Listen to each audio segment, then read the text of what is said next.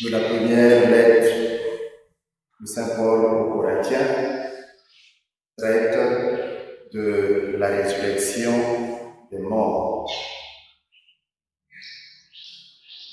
Et pour parler de la résurrection des morts, Paul place comme principe la résurrection du Christ. En parlant de la résurrection du Christ ou de résurrection tout court, le christianisme se place à l'opposé de la philosophie grecque de l'époque où au corps on accordait aucune importance. Le corps étant présenté comme une prison pour l'âme, de laquelle l'âme devait se libérer pour aller contempler les réalités suprêmes. L'âme étant bien sûr une vraie révolution culturelle, une vraie révolution de la pensée, une vraie révolution dans la conception du monde. Cette révolution, en quoi elle consiste? Elle consiste à accorder une grande importance à l'homme, la personne humaine, avec son corps et son âme, lequel corps Dieu ressuscitera pour participer à la joie éternelle, à la gloire éternelle, à la communion avec lui. Un peu auparavant, parlant du corps, Paul n'hésitera pas de dire ce corps-là est le temple de Dieu, le temple de l'Esprit Saint. En fait, toutes ces expressions-là, aujourd'hui probablement, elles ne nous disent pas grand-chose, mais toutes ces expressions-là, dans leur contexte culturel, sont des expressions qui révolutionnent la manière de penser, la manière de concevoir, mais aussi la manière d'être. Et cette manière d'être, c'est la résurrection. Ce que Jésus, en réalité, applique avec cette femme pécheresse. Déjà, le fait seulement d'être femme la disqualifie.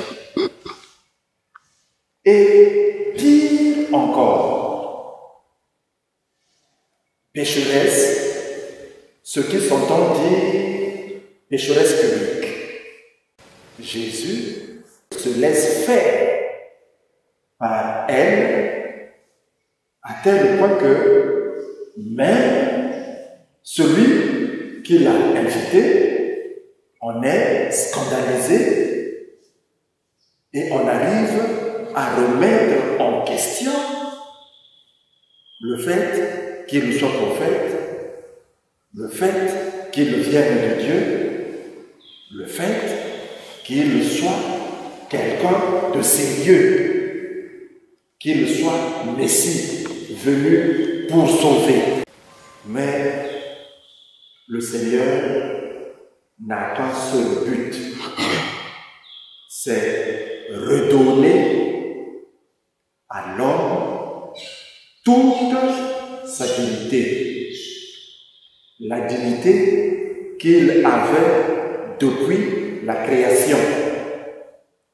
Parce que à la création, Dieu fit l'homme à son image et à sa ressemblance. Ce que Jésus veut donc, c'est la résurrection, parce que le péché est une condition de mort.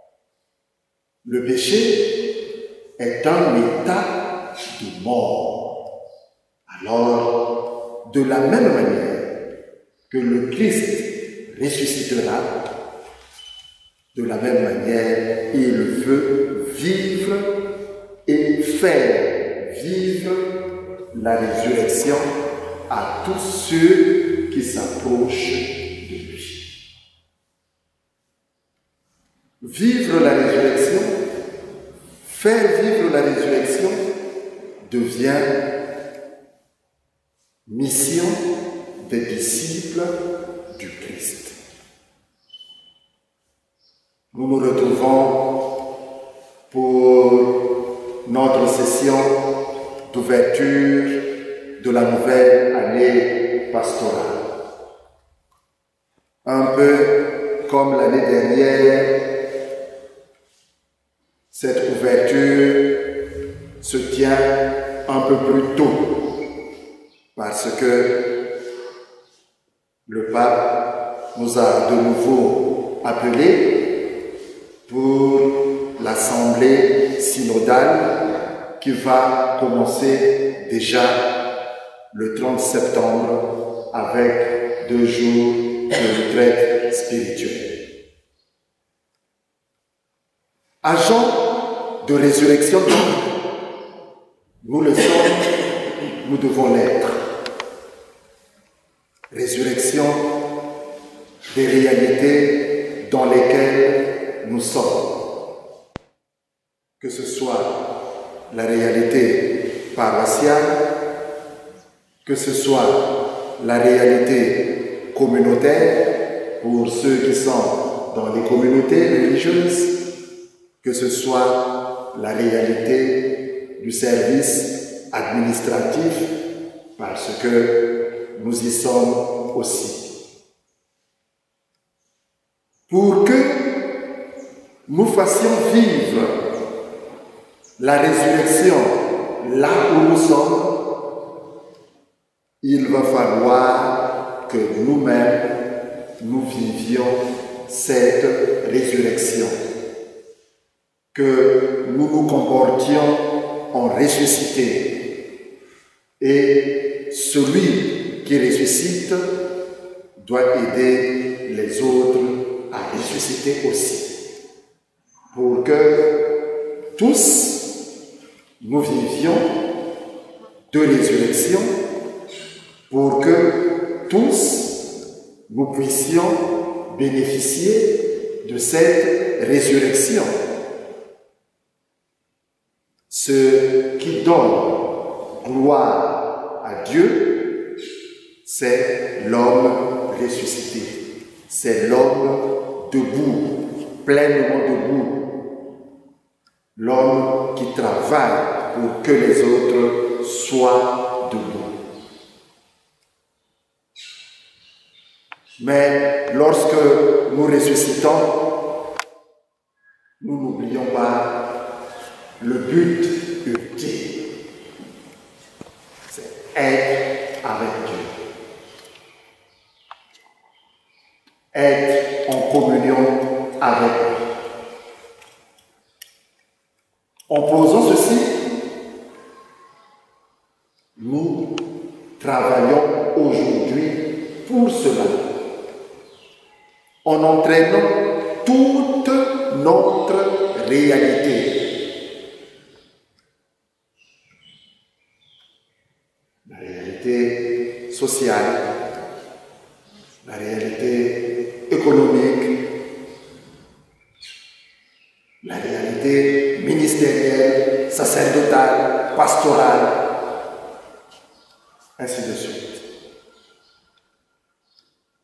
Puisse le Seigneur, qui veut à tous pardonner les péchés, nous accorder cette grâce de résurrection pour que nous vivions, nous passions notre vie en ressuscité et en aidant les autres aussi à ressusciter.